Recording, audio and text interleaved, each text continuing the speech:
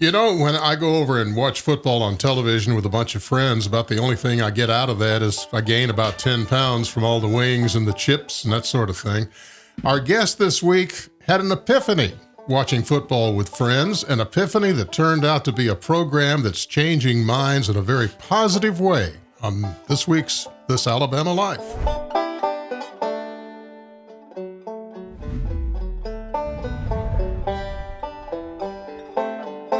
Hi, and welcome into this week's episode. If you've just found our podcast, This Alabama Life attempts to tell stories of Alabamians who are doing remarkable, interesting, we hope entertaining things in a positive way. If you're tired of pandemics and that sort of thing, we're going to try to bring you some alternatives here.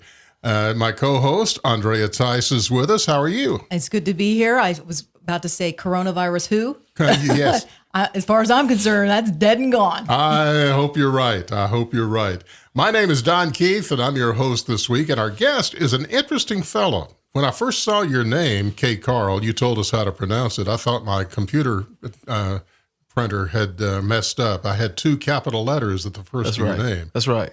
KCarl Smith. Very interesting individual. First of all, I got to ask you about the name. My first name is Keith. Well, that's my last name. That's right. And my daughter several years ago said, Dad, Keith is just a bland name. There's nothing exciting about that. I agree with you totally. Go ahead and drop the last four letters of your first name, and let's take that first initial, K, and put it with your middle name, which is Carl with a C. So publicly, I go by KCarl as one word, capital K, capital C, A-R-L. And where'd you grow up? Well, I'm a native of Pine Bluff, Arkansas. So in 1963, when my father received his master's degree in mathematics, we moved from Arkansas to Alabama in 1964. My father was the first black aerospace engineer hired at the George C. Marshall Space Flight Center, and he worked with the German scientist von Braun. So I grew up in Huntsville and went into the military after that and served 16 years active duty as an officer. And after I completed my service obligation, I came back to Alabama. And I say this, and a lot of people say it and don't really mean it, but I absolutely mean it. Thank you for your service. No problem. Appreciate it. It was an honor. And after all of that traveling in the military, what brought you back to Alabama? Family. I have three children, and my two older children live in Huntsville. My son is an electrical engineer, and my daughter is also working in insurance industry. And my parents were here at that time, living in Huntsville. So I came back to Alabama to live, of course. And I was actually in Atlanta living as a motivational speaker. And then my brother started a church here in Birmingham, Walking Water Christian Church. So my mother twisted my arm, said, you got to go help your brother out, because at that time he had a mega church, so 3,000 plus members. So I dropped what I was doing in Atlanta, came here, helped him with his ministry in terms of help building the infrastructure, database and all that. And then I just stayed here. Got into your blood. Got into my blood, and I live out in the Trussville area. So okay. It was always the intent was always to come back to Alabama, though. So that was not a problem. Right. All right. And you spent a lot of that time, like you said, with your father working in Huntsville, growing up in Alabama. Kind of paint a picture of how you grew up and the family dynamics and what you experienced and things that were, shaping of your character. Well, interesting. I grew up in a very staunch Christian home. I have three siblings. All of us are 5 years apart. So my father was indeed a mathematician because he didn't want two boys in college at the same time. So he purposely made sure we're 5 years apart. How about that? With a slide rule or with a computer? I think at the time it was a slide rule. Probably. Yeah. Not just a mathematician, a financial planner. That's right. So I have my oldest brother is retired colonel, lieutenant colonel of the United States Army. I'm the second in the picking. I'm a retired major from the United States Army. What I mentioned before, I served 16 years on active duty. My brother is 5 years my junior, is a pastor of 30 plus years. And my youngest brother, 10 years my junior, graduated from Butler High School with a D-. He is now a PhD physicist.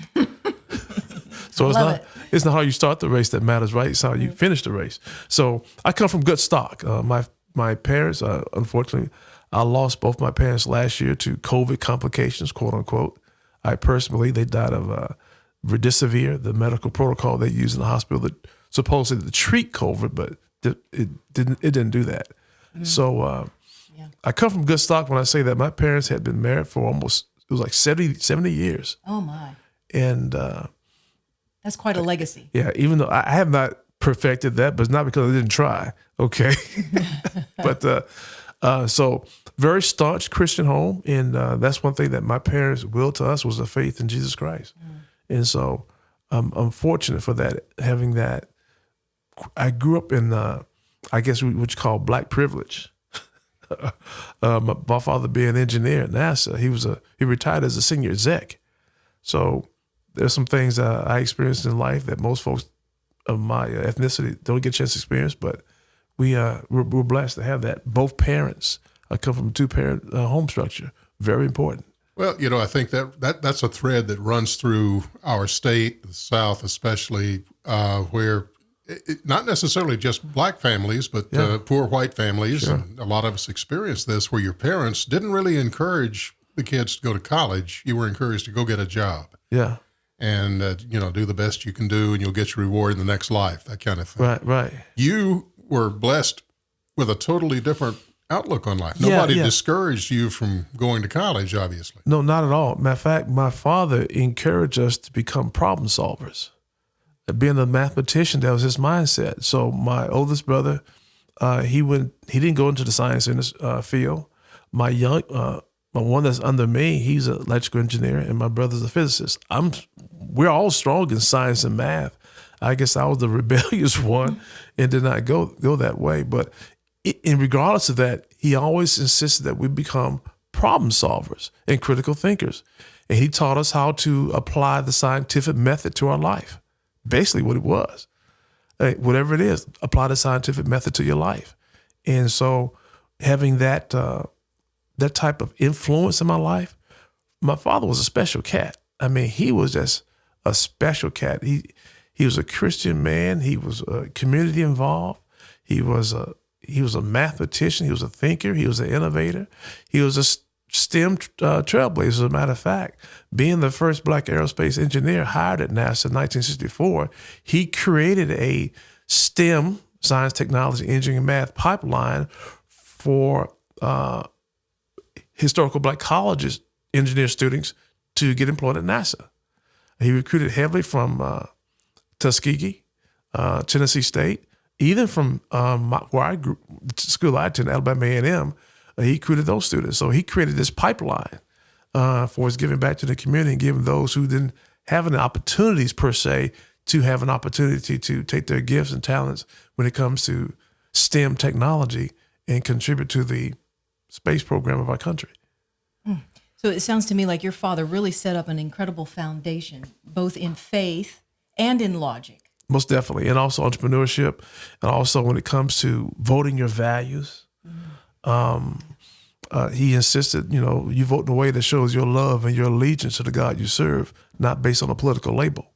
So that all impacted the way my brothers and I felt about politics and about voting your values, in terms of you vote your values first. Don't worry about a label. Now, you wrote a very interesting editorial for 1819 News, our parent website, and I'm reading the article and I'm going, yes, as I read through.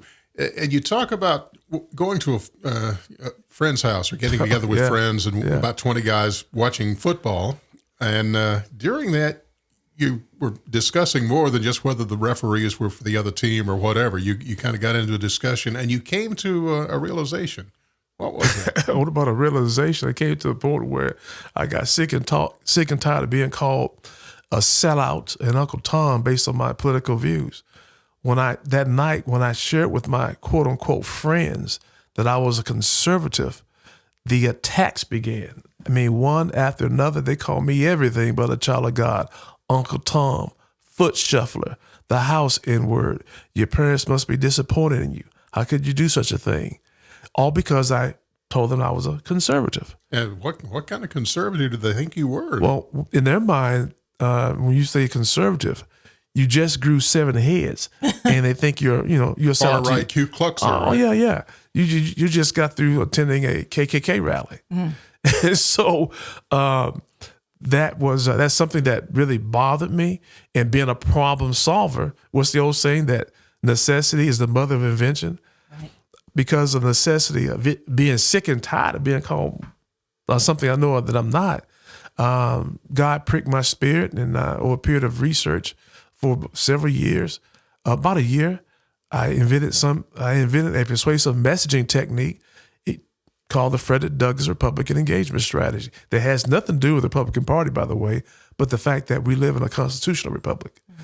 And so that engagement strategy, when I perfected it, a year later, I invited those same Black Democrat friends of mine to my home. And of course, that night, the subject of politics surfaced.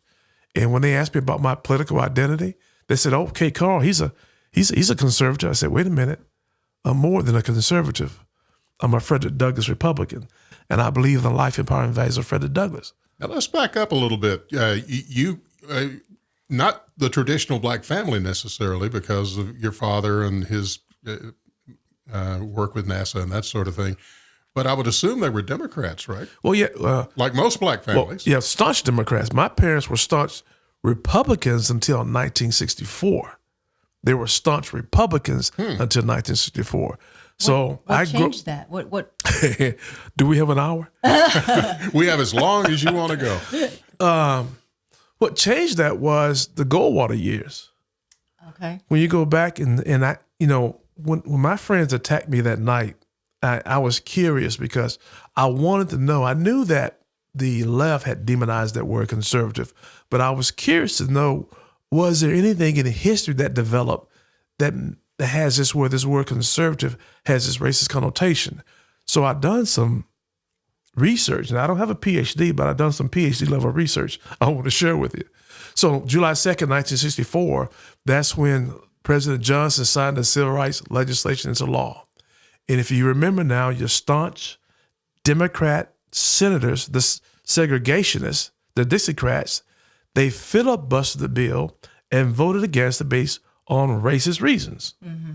They were racist. But there was a certain Republican senator by the name of Barry Goldwater.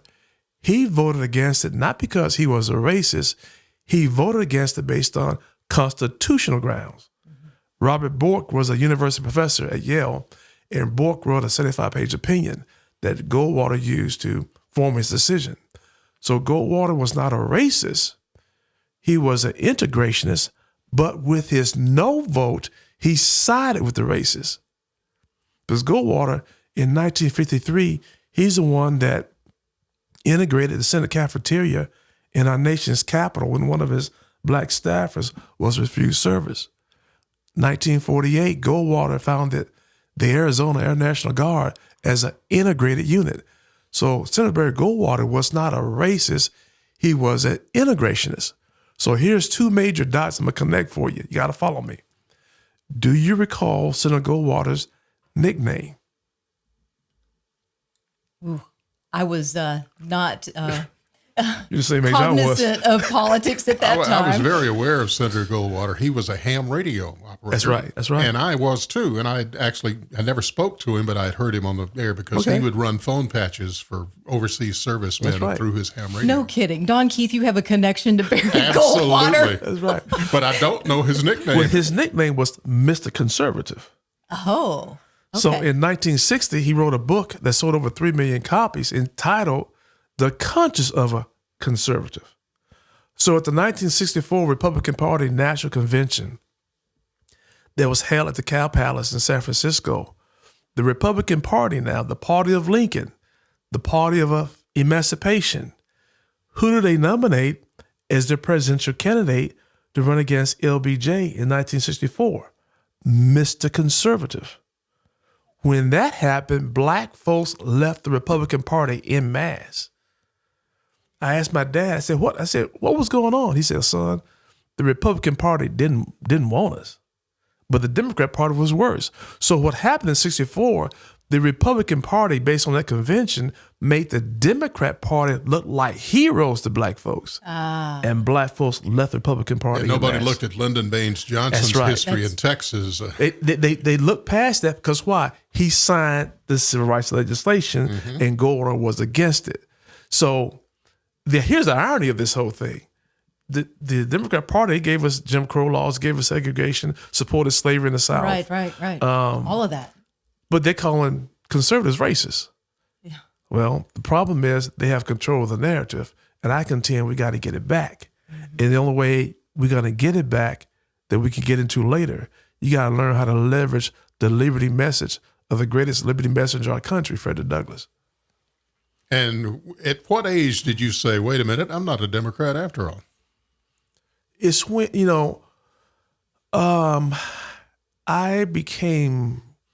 I started accepting the conservative language and tongue, I guess right now, about 20 years ago. At least about the time you were at that football game and heard what everybody else was saying. About 20 years ago.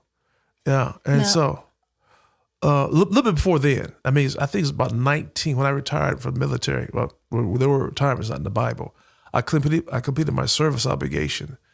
So over 20 years, so it was about 19, about year 2000, about year 2000. Yeah, I got out in 1996. About year 2000, I became a conservative. I want to just hop back for a second, and then we'll come Sure. back to the Frederick Douglass Initiative and everything that you started. But I saw you on a YouTube video, and you were talking about two things that influenced you. And the first one was faith. You were talking about a passage in Corinthians from Paul. So let's talk about your faith and how that first developed in your life and Oh, yes, yeah. really changed your perspective on things, and then we'll launch into What changed my perspective on things, when I had my awakening, I was up one night reading 2 Corinthians 13 and 5, which I read so many times, but this particular night, it just grabbed me. If you read 2 Corinthians 13 and 5 in the Message translation, it goes this way. It says, examine yourself. Make sure you're solid in the faith. Test yourself. You need firsthand evidence that Jesus Christ is in you. If you fail the test, do something about it. Well, so I started testing the way I was voting. I don't believe in abortion, but I was voting that way.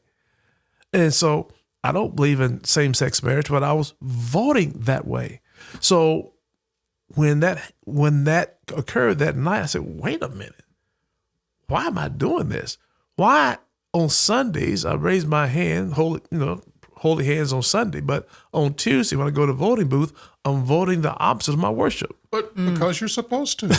Well, God diagnosed me and told me I was a political schizophrenic. There you go. You're crazy.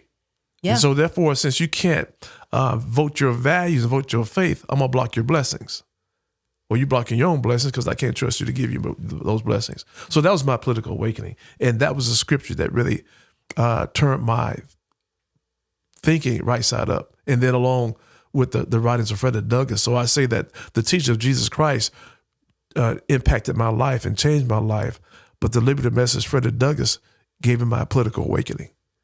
I have to admit, when I first saw FDR engagement strategy as part of your website, right. I said, FDR, wait a minute. He was the ultimate Democrat who probably did more for encroachment of federal bureaucracy than anybody in history. Most definitely. A different FD here, obviously. Matter of fact, we have a T-shirt that we produce. It has 3 big bold letters on it. FDR is not who you think. Frederick Douglass, Republican. Uh-huh. Yeah. Interesting. Good marketing, by the way. It came up by accident, to be honest with you. Well, I'm a minor in history from a major state university within 60 miles of where we're sitting right now. Okay.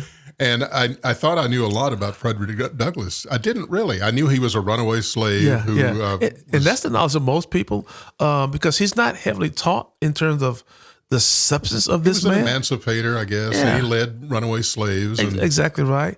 And people don't realize that he was an advisor to 5 presidents. It is amazing. Let me just jump in and tell you this. When we first moved to Birmingham in 2013, that's how long I've been an Alabamian. We've stamped her passport. Yeah. I went to Books A Million and I bought Frederick Douglass' autobiography. One of the 3. Right. It was a small one.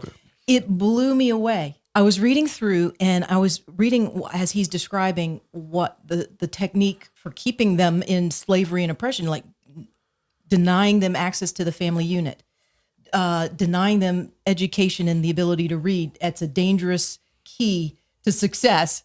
and they don't want that. And as I was reading that, I was like, oh my goodness, if Democrats, if the Black community would read this and realize that's being done to them now. Right. It would. The techniques of oppression used by the slave master are identical to the techniques of oppression used by the slave government. Identical. There's nothing new under the sun. Sure. Well, there were hundreds of years of developing Exactly that right. technique, and they had to get the cotton picked, so they did what they had to do. And Douglas so eloquently, because he didn't have a ghostwriter. He wrote these books himself. He was brilliant. Oh man, he was just he applied himself, and by applying himself, that brilliance developed it was nurtured and came out. And so, advisor to 5 presidents had $300,000 in savings at the time of his death. Yeah. In today's money, that's over $10 million. He died a 1%er. That's not bad for a guy who was a slave for 20 years, not receiving any kind of salary. So when you really think about Douglas and you leverage Douglas, what I love about the story about Frederick Douglass, no matter which victim category that the left try to put people in, no American today can out-victimize Frederick Douglass. Your excuses go away. That's right. He actually wrote 4 books. I could at least write 1. He taught himself to play the violin. I'm trying to learn how to play the electric guitar. He spoke 4 different languages. I'm having a hard time with Ebonics, so I stopped right there. Well, on your Frederick Douglass Initiative website, you mentioned some core tenets based off of what Frederick Douglass puts out, and personal responsibility, economic prosperity, free speech, school choice, women's rights, the right to keep and bear arms, immigration. We call these the life empowering values of Frederick Douglass, in lieu of saying conservative values. Because soon you say these are conservative values, you have a confrontation, not a conversation. So instead of saying conservative values, what we teach is these are life empowering values, and that will empower you to have a dialogue with people that you can find common ground. And then that's when race comes off the table. And to me, that's the thing that struck when I started looking at your background and what you talk about. It's positive. There's nothing negative here. It's all positive. It's all based on the liberty message of Frederick Douglass and the diversity outreach strategy of the Apostle Paul. Mm-hmm. It's not taking something away from somebody else. It's reaching out and grabbing what's yours. Exactly right. And it proves itself to be true because you have the whole example of Frederick Douglass himself. He's the shining example of how far God took him by employing what he believed in. Marxist liberals have no answer for Frederick Douglass, and they never will. So as conservatives, it'll behoove us to leverage his liberty message. Because what the left do, they have in their corner Karl Marx. Who we have in our corner? Nobody. No, we got to put Frederick Douglass on our team and give him the ball and get out of the way. Mm-hmm. Because when you measure or put a contrast between Douglass and Karl Marx, it's mind blowing because both of these men were born in 1818. Okay, so Douglas had this newsletter called the North Star. Well, guess who was a subscriber to Douglas' newsletter from Germany? Karl Marx. Karl Marx was a theorist about oppression. Douglas had real life experiences about oppression. That's why we gotta leverage Douglas's liberty message. And they both had the same hairstyle going, as I recall. Exactly right. And so it'd be foolish of us to ignore the liberty message of Frederick Douglass if we're planning on having hopes of stopping and crushing this Marxist agenda being pushed in our country. Well, that brings up that tough question is why do you think more people, white people and black people, are not aware of Frederick Douglass and what he stood for? I think everybody knows he was an abolitionist. He wanted to do away with slavery. And that's about as far as most people go. There's a couple answers that comes to my mind immediately. Number one, people don't see him as a philosopher. I contend that Douglass not only is America's greatest thinker, writer, and speaker when it comes to liberty and the Constitution, but he is also the forgotten prophet. Mm. He's much as a philosopher as Karl Marx or Socrates, and he just is a powerful instrument of God as the Apostle Paul. Mm-hmm. So we tend to overlook that. And the other thing is that Douglas's views and his thoughts is the total opposite of those who are running Hollywood, for example. totally opposite of socialism and these Marxist agendas. So they're not going to leverage him. They'll cherry pick him, but they're not going to teach the substance of him, which is liberty, which is pro-Constitution. Why do you think that is? Because they want to destroy America. I mean, they're going to celebrate Frederick Douglass because it's the suppression of facts, like you said, cherry picking, so that people think they know enough, and it's enough to make it dangerous because they don't really know. And it's as simple as this: if you don't know the truth, you can never recognize a lie. So when I lie to you, I can oppress you and make you my slave because you'll never know the truth. And that's what they're doing. Yeah, okay? That's why the Bible said the truth will set you free. Yes. Yeah. Yeah, that's great. I just love having you here and talking about this. I really do.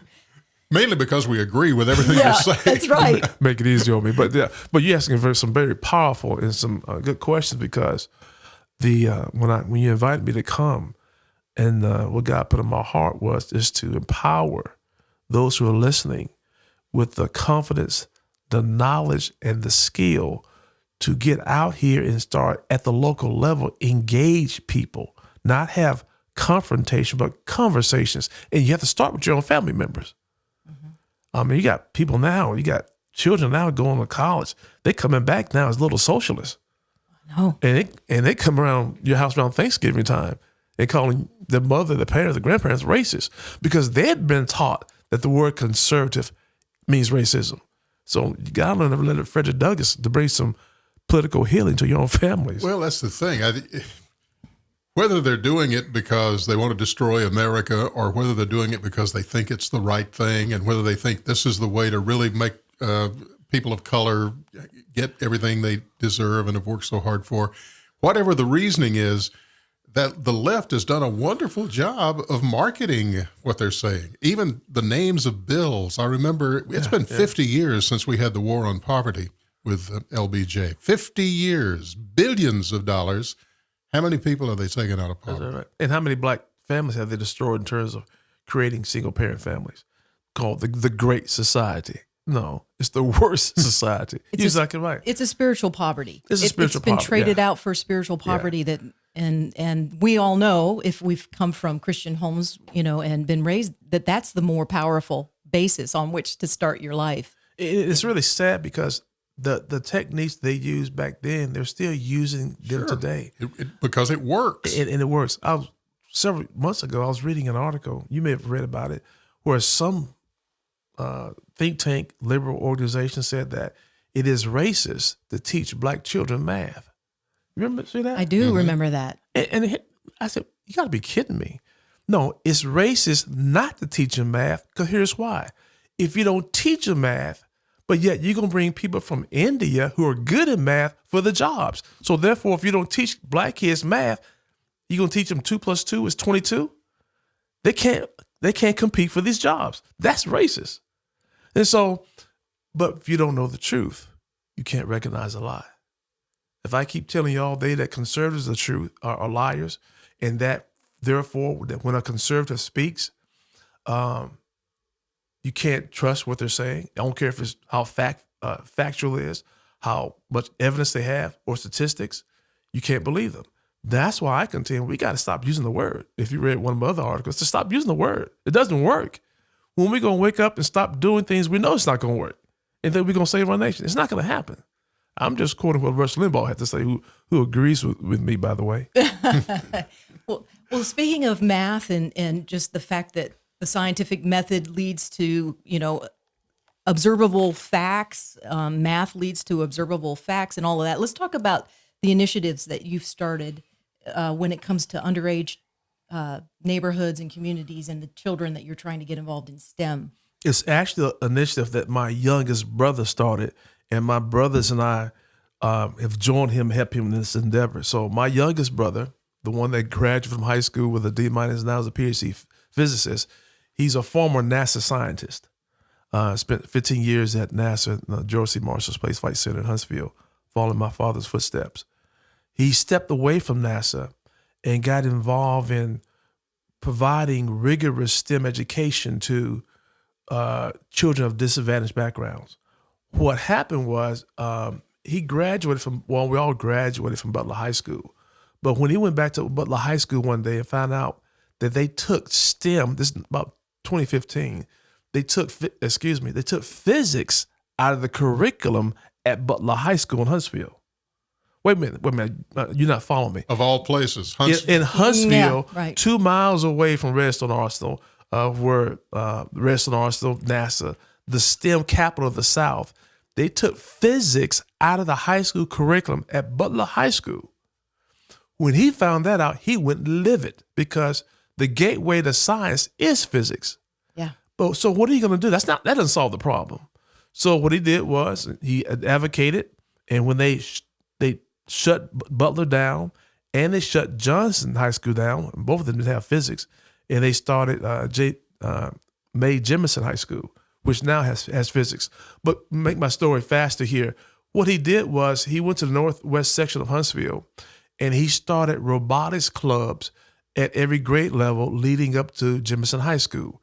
All these schools, the elementary schools, the middle schools, and the high school, all of them are on Alabama's failing school list. All of them are Title I schools. None of them had any type of robotics program. In the southeast side of Huntsville, where Grissom is, or in Madison, they had rigorous STEM. But in the disadvantaged, predominantly black community, none existed. So he started it. So, but what he did, very unique, he brought in STEM professors from Alabama A&M, UAH, professionals from the defense contractors around the city, Boeing, IBM. He brought them in, and those were the teachers and mentors of the children, okay? And also STEM students, speeding up even faster. So 2019, there is a competition they had in Huntsville. It's called the First Robotic STEM Competition. It's a regional competition. You had high schools, private high schools, public high schools from across the state, from Birmingham, Alabama, down from Mobile, down from Auburn, from Mississippi. They all participated in this regional competition. His high school team, well, let me back up a little bit, one more step here. So what he did was, when he went around to the school, to the grades, to the classrooms to recruit for his team, he purposely recruited students, number one, that had failing grades. He said, I don't want the talented. Give me the child that's getting straight Fs. Then he said, give me the child that's in special needs. You all describe them as having Asperger. You treat them like they're retarded. Give me that child because they're not retarded. Wow. He said, bring me that child. Then he said, give me the child that has one or both parents incarcerated. That was the makeup of his team. And he brought in these STEM professionals to teach them. In 2019, his team finished number one in the city of Huntsville. They defeated these children at Jemison High School, the robotics club, defeated schools, magnet schools that have a STEM focus that they can't even get in. They finished one in the city of Huntsville, they finished one in Madison County, and they finished two in the state of Alabama. KCarl, you never heard about it. This all sounds just impossible. We all know the only way, first of all, black kids are never going to be interested in science or math. That's just the fact. And the only way to solve this problem is to throw a lot of money out there and hire a bunch of administrators to oversee things. That's how you get this thing turned around. That's why it doesn't work. That's why Alabama today is last in education. Matter of fact, we're behind Mississippi. I know. I remember growing up, we could always point to Mississippi. Not anymore. Matter of fact, we're behind. We're Puerto actually Rico. 52nd. I think we're below Puerto Rico. We're below in Puerto some Rico and Washington, D.C., based on the philosophy, let's put more money into it. The problem is not money, because the education system in the United States and in Alabama is the best financed in the world. That's not the problem. Having worked with my brother for the past 8 years with our after-school program and seeing what's happening, the problem is not money, because your Title I schools are some of the best financed schools. There's not enough care.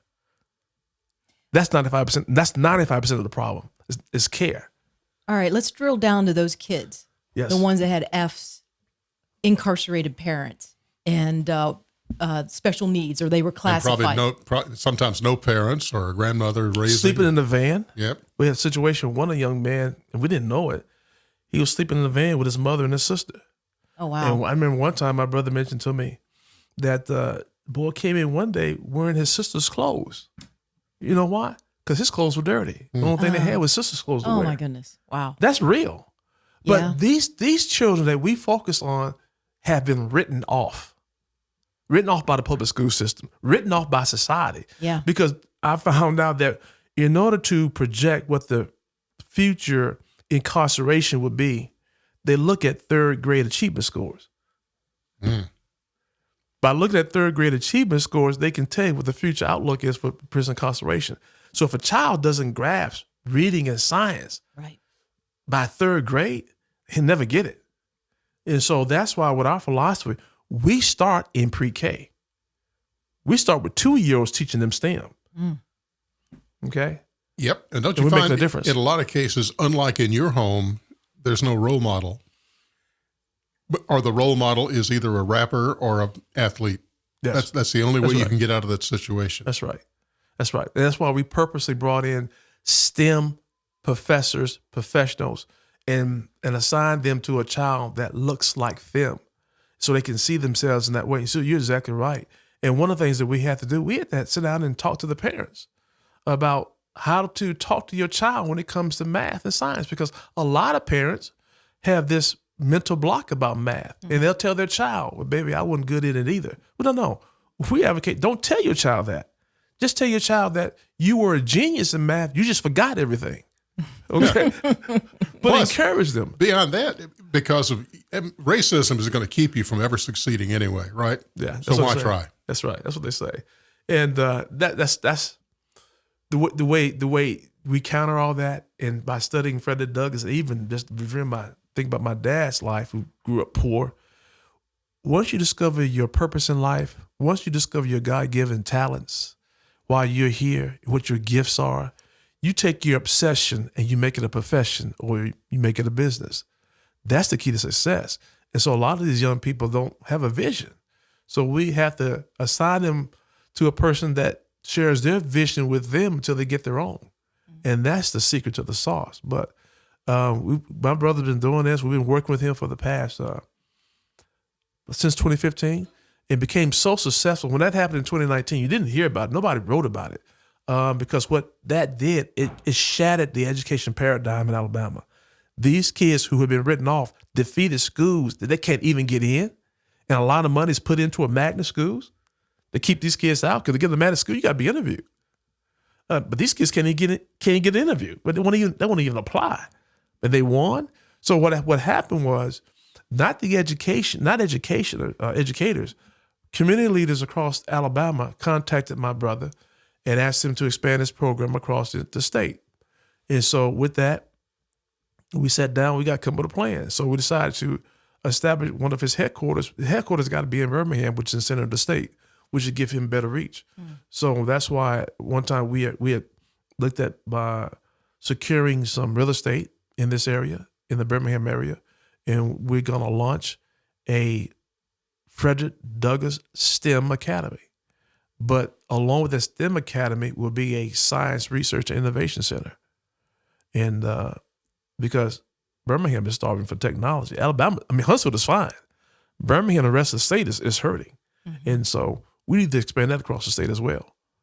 So that's the goal. That's the vision. And my task has been, since I've been out public speaking for the past 12 years, I travel the country now. I'm raising money for our endowment. And they gave me a pretty serious challenge, but I'll achieve it. Well, that's what I was about to ask. What do you see the outcome here? What do you want to happen? What I want to happen, the more we got to get this endowment, because after I'm long and gone, that endowment is still there. And so the way we're going to improve our education system, I'm talking about the public school system, it's not by giving more money to the public schools. The way I find out to improve the public school system is by, and matter of fact, I'm not a big advocate. I like the idea of charter schools, but that's still a public school. Our school will be a private school that's going to bring in and be serious about educating our children. We will have a rigorous STEM curriculum. We're just using STEM as the platform to ignite our young people's passion for education. That's the thing. I think people will eventually realize Yeah. strong charter schools will make public schools better. Exactly right. Exactly Well, right. it's the ultimate capitalism. Sure. Because you're offering another alternative, Competition. which is competition. Right? Exactly right. And that's the heart of it. And so, but we have because of my faith is the reason why we went to a private school, because I don't want anybody to come and tell me who I need to send and can't send to my restrooms. So That's right. Right. I'm not going to put up with that. Or you can acknowledge God in all of that you're teaching, Exactly. and that is that's critical. the problem. It's the lack of God it's in our schools and our children's lives is the problem. So that's just a personal thing for my brothers and I. That's important because again, it's the faith that my parents willed to us, a faith in Jesus Christ, and we're doing that. So the legacy is to build this school, impact the community, but not just impact the lives of those students attending our school, but to impact the community of those children who can't attend the school. But we got to get to that community as well to impact those who are not able to attend, and also the parents. And so bringing STEM education, not just to the children, but also to the parents, so they can get better paying jobs and break this curse of generational wealth, not having generational wealth, because the best paying jobs are in STEM. So this whole idea, don't teach Black kids math because it's racist. No, it's racist not to teach them that because, that's where the high paying jobs are. Well, STEM is fine, but I hope somewhere in the curriculum at this school, you mentioned Frederick Douglass a little bit. Yeah, one of the main features of our school, we have a curriculum. It's called the Frederick Douglass Liberty Curriculum. All right. And what that is all about is to inspire and train the next generation of liberty advocates to counter the Marxist trained individuals we have out here in our country. Because the most effective way to defeat Marxism is with Frederick Douglassism. But you got to get into the life and writings of Douglass to understand that, and not just have a superficial understanding. You got to get into it. So we have developed this curriculum. We're going to bring in the Barney curriculum out of Hillsdale, and we're going to infuse it with heavy Frederick Douglass. That's what they're lacking. You got to have Frederick Douglass in it. If you're serious about defending liberty, defending the Constitution, you got to bring in what Frederick Douglass had to say, because Frederick Douglass had a former slave perspective, talking about his admiration for the founders and the Constitution. Nobody else has that. The founders didn't have that. So, because with the founding fathers, people paid a race card on them because some of them owned slaves, not all of them, but some of them owned slaves. So they're tainted. But Douglass did not own any slaves. He was a slave. That's right. Douglass was not a racist. He was a victim of racism. So in his speeches and his writings, by him affirming the founders and the Constitution, you got to leverage it, because that's what wakes people up. That's what woke me up. Well, here's the ultimate question. When you went back and watching a football game with that same bunch of guys, you had your chips and your dip and your wings. Had you changed any minds? All of them that night started talking about how they were a Frederick Douglass Republican too. Oh, wow. Wow. This was the second time around. Yeah, because they have the same values. But the thing, they never heard the liberty message based on the writings and the philosophy of Frederick Douglass. They never heard it. Once they heard it, and you give it into a way where you're having a conversation, not a confrontation, you absorb it. So, but the most impressive thing, when you can change how your parents and your brothers vote, who grew up in a staunch Democrat background. All my brothers are Frederick Douglass Republicans in lieu of saying conservative. So it sounds to me like, we all have these roadblocks or blinders, and you did an end run around it, in that you didn't let the label of conservatism stop them from exploring the real core values. Right, being a problem solver. There you go. Being a problem solver. And let me say this too before I go on. To be a Frederick Douglass Republican has nothing to do with your skin color. It's not about color. It's about values. So a Frederick Douglass Republican is a person who embraced the life-empowering values of Frederick Douglass. What are some of those life-empowering values? Respect for the U.S. Constitution, respect for life, the belief in the limited power of government, economic prosperity, free speech, school choice, the right to keep and bear arms, immigration, legal immigration, women's rights, Douglas wrote about all these things. So it's not about color, it's about values. And we call these values, we don't call them issues, they're values. These are the tenets of liberty. Because if we lose any one of these, we're going to lose liberty. We got to maintain these tenets of liberty to maintain our republic. Because issues divide, values unite. And that's why we can focus on values. I love it. Well, one of the things about this particular podcast is we say we don't talk about politics, and I don't think we have not talked about politics. Right. We've talked about common sense, Right. what makes sense, and what we know will work. Because if you ask me to talk about politics, what I'm going to tell you is Republican Party's bad, Democrat Party's worse. And you'll have us agreeing, and then the conversation's over. That's right. Exactly right. We got to figure out how to get beyond that. Yeah. As you're talking about the school up in Huntsville, the schools that your brother was involved in, it's the ultimate underdog story, if you ask me. Most definitely. And I could see it on this as a screenplay. Well, I want to introduce you to a screenplay writer right there. We need to talk. Absolutely. No pressure, Don. Let me whet your appetite a little bit. Let me tell you two things that happened here, two stories. Can you imagine going to the first robotic regional competition with your team? You got school from Birmingham that attended.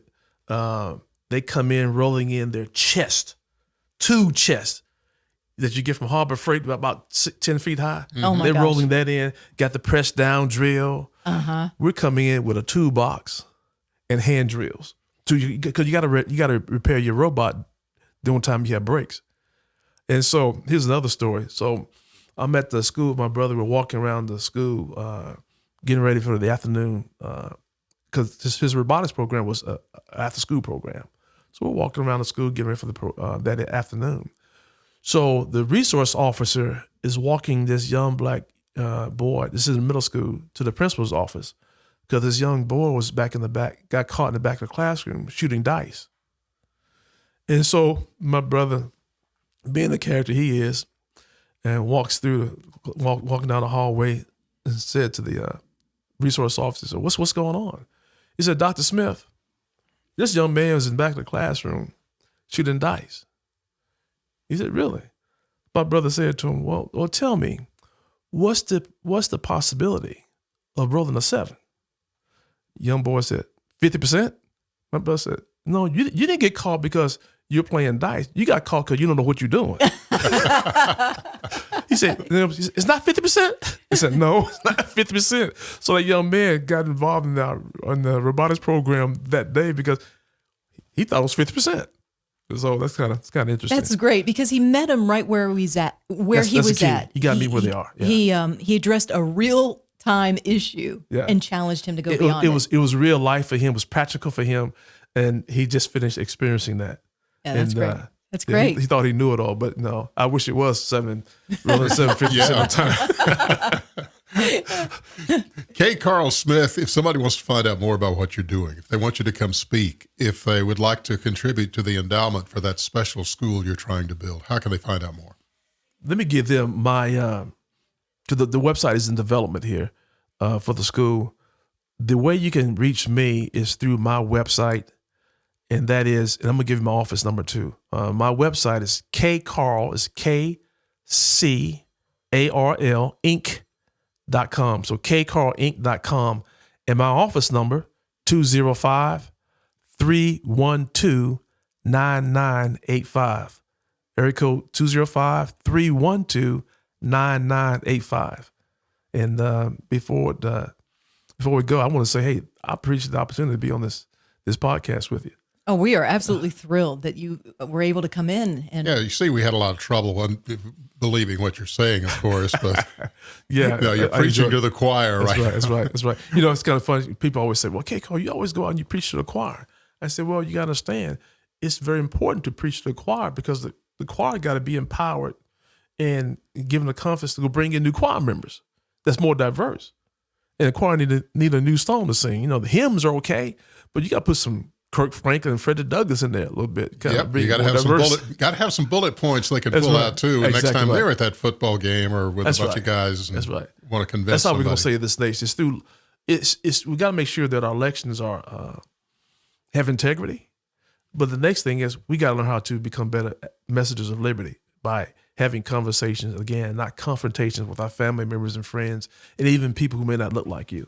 Yep. Imagine if, like you started out talking about voting with integrity, voting your values. Imagine if everybody really grasped that. We and wouldn't be did in this that. problem. No, We wouldn't be in this problem. we would not. I also want to say this one thing for everybody is KCarl also contributes a lot of, every week, right? Editorials. Yes. An editorial column to 1819news.com. So be sure and go check that out. And there's also information at the bottom. And if you agree with those, share them. Let other people have the benefit of this man's thinking. That is correct. Spread the news. Spread the message. It's all. Same thing about this little podcast, by the way. This Alabama Life, looking at the positive things that folks are doing who are associated with the state of Alabama. We certainly had one today. KCarl Smith, thank you so much for spending time with us. My pleasure. We hope you will subscribe. We hope you'll give us a thumbs up or 5 stars or whatever it takes to show folks that you appreciate what we're doing with this podcast. Just let folks know about us. Share it with other people around, and take a look at some of the other things that we have going here, some of the other folks that we've talked to. Some very interesting stories out there. We're going to bring you plenty more too. And go to the 1819news.com website, click on the podcast tab there, and you'll also see some of the other podcasts that we offer folks. Thanks for joining us. This Alabama Life, I'm Don Keith, along with Andrea Tice, and we'll see you next time.